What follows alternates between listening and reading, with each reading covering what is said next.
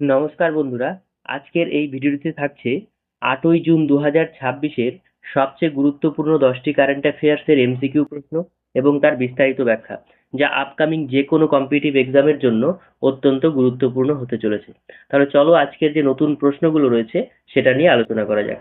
দেখো, প্রথম প্রশ্ন কি বলেছে যে 2026 সালের 31শে মে কে ভারতের তৃতীয় চিফ অফ ডিফেন্স স্টাফ বা সিডিএস হিসেবে দায়িত্ব গ্রহণ করেন? Option A general Anil Chauhan, option B general Upendra দ্বিবেদী, option C general S N Raja Subramani, option D general Manoj Pande. তাহলে উত্তর কি হচ্ছে?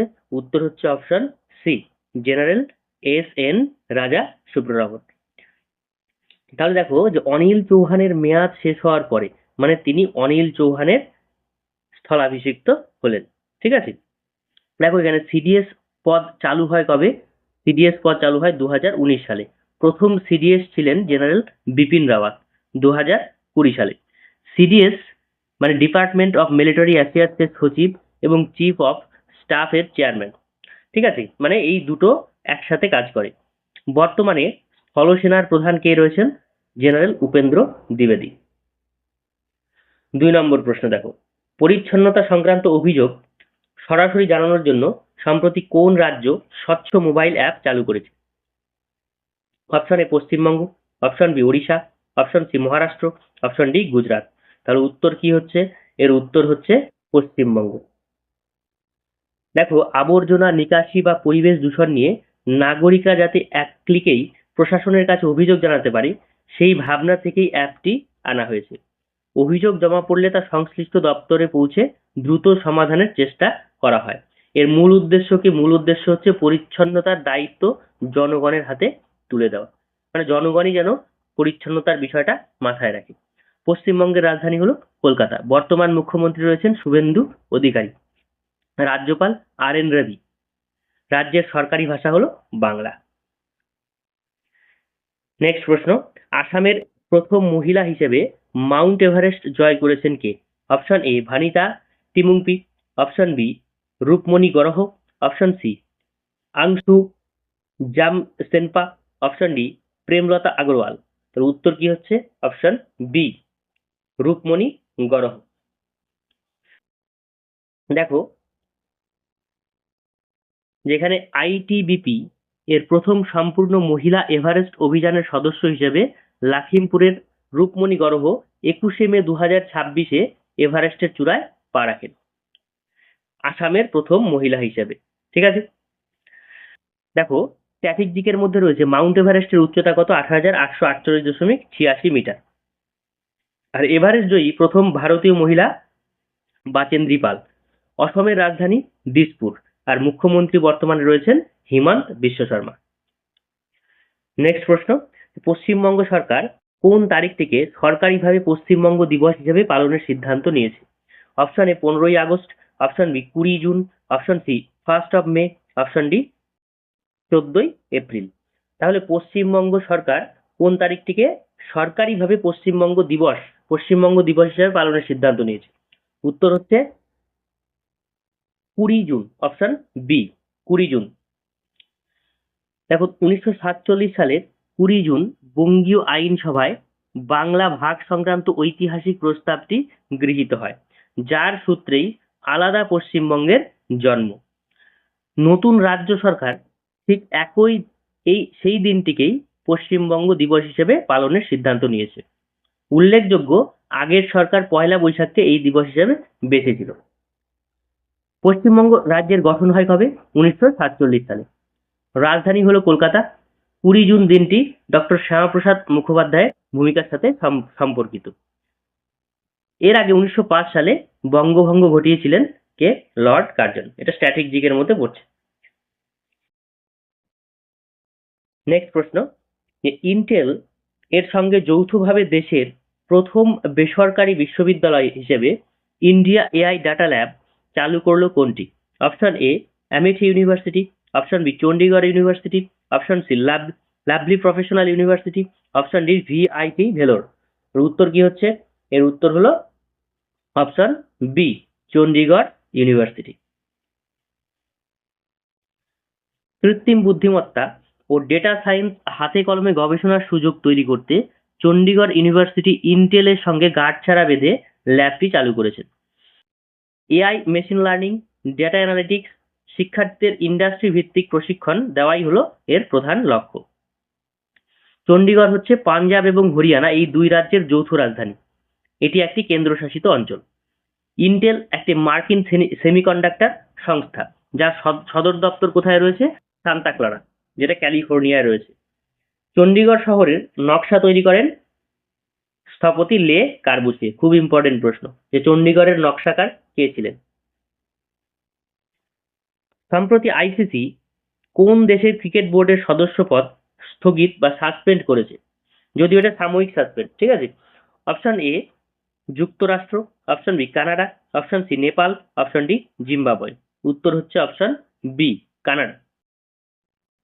প্রশাসনিক গাফিলতি এবং দুর্নীতির অভিযোগে তদন্তের জেরে আহমেদাবাদে বোর্ডের বৈঠকে আইসিসি ক্রিকেট কানাডার সদস্যপদ অবিলম্বে স্থগিত করে।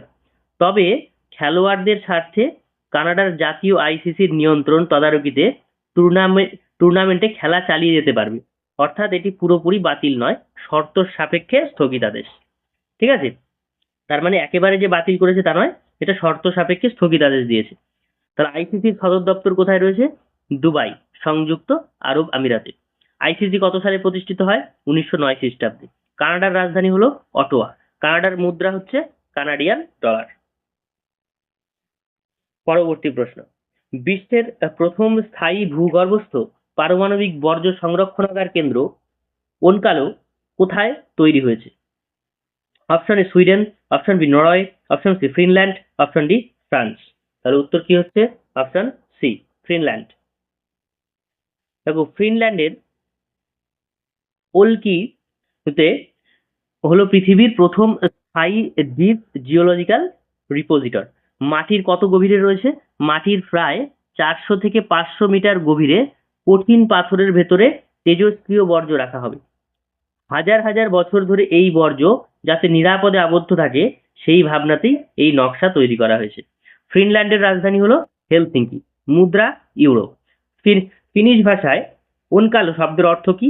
গুহা বা গর্ত। পরমাণু বর্জ্য ব্যবস্থাপনায় পরিবেশ এবং জ্বালানি অধ্যায়ের চলিত প্রসঙ্গ। এটা দেখো, এটা সেরকম কিছু নয়, ঠিক আছে।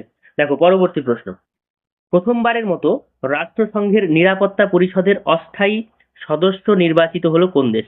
Option A Kazakhstan, option B Kyrgyzstan, option C Tajikistan, option D Uzbekistan.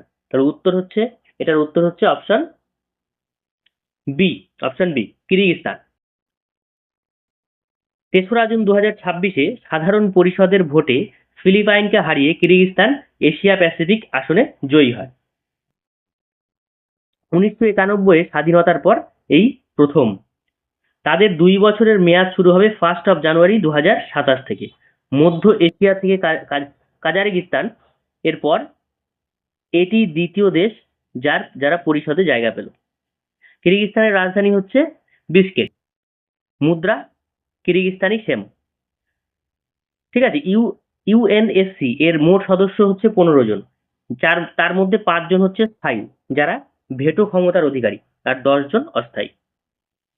অস্থায়ী সদস্যদের মেয়াদ 2 বছর, যারা ভেটো যাদের ভেটো ক্ষমতা নেই। নেক্সট প্রশ্ন, সৌরশক্তির বার্ষিক সংযোজনের নিরিখে বিশ্বের দ্বিতীয় বৃহত্তম বাজারে পরিণত হয়েছে কোন দেশ? অপশন এ চীন, অপশন বি যুক্তরাষ্ট্র, option C Bharat, option D Germany.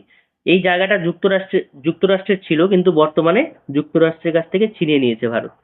আর প্রথম অবস্থানে কে রয়েছে? প্রথম অবস্থানে চায়না রয়েছে। ঠিক আছে, তাহলে উত্তর হচ্ছে ভারত। যুক্তরাষ্ট্রকে পেছনে ফেলে ভারত এই নিয়ে এখন বিশ্বের দ্বিতীয় বৃহত্তম সৌরশক্তির বাজার। শীর্ষে রয়েছে চীন। ঠিক আছে, সৌরশক্তিতে বৃহত্তম বাজার হলো চীন। নবায়নযোগ্য শক্তির দেখভাল করে ministry of new and renewable energy. আন্তর্জাতিক সৌরজোট বা আইএসএ এর সদর দপ্তর রয়েছে গুরগ্রাম, যেটা ভারতে। রাষ্ট্রপতি দ্রৌপদী মুর্মু কোথায় সম্পূর্ণ মহিলা পরিচালিত আমা দিদি বাহিনী বাস পরিষেবা উদ্বোধন করলেন? Option A Odisha, option B Sikkim, option C Assam, option D Tripura. উত্তর কি হচ্ছে? উত্তর হচ্ছে অপশন বি সিকিম। দেখো, সিকিমের গ্যাংটকে রাষ্ট্রপতি দ্রৌপদী মুর্মু এই বাস পরিষেবার সূচনা করেন। এর বিশেষত্ব কি? চালক থেকে কন্ডাক্টর পুরো পরিবারটাই মানে পরিষেবাটাই সামলাবেন কে? মহিলারা। মহিলাদের কর্মসংস্থান স্বনির্ভরতার দিক থেকে এটি হচ্ছে নজর কাড়া একটা উদ্যোগ। মানে মূল বিষয় হচ্ছে মহিলাদের স্বাবলম্বী করা, যে কারণে এই উদ্যোগটি নেওয়া হয়েছে। সিকিমের রাজধানী গ্যাংটক, মুখ্যমন্ত্রী রয়েছেন প্রেম সিং তামাং। সিকিম কত সালে ভারতের অন্তর্ভুক্ত হয়? ভারতের 1975 সালে 22তম রাজ্য হিসেবে সিকিম অন্তর্ভুক্ত হয়। দ্রৌপদী মুর্মু হলো ভারতবর্ষের 15তম এবং প্রথম আদিবাসী রাষ্ট্রপতি। তাহলে দেখো, এক এক নজরে একটা ওয়ান লাইনার আকারে শর্টকাটে তোমাদেরকে রিভিশন করার জন্য দিয়ে দেওয়া হয়েছে, এটা তোমরা দেখে নেবে। ঠিক আছে, তাহলে আজকের মতো এ পর্যন্তই। ভিডিওটিকে ভালো লাগলে তোমরা লাইক, শেয়ার এবং সাবস্ক্রাইব করবে। আর ভিডিওটিকে শেষ পর্যন্ত দেখার জন্য অনেক অনেক ধন্যবাদ।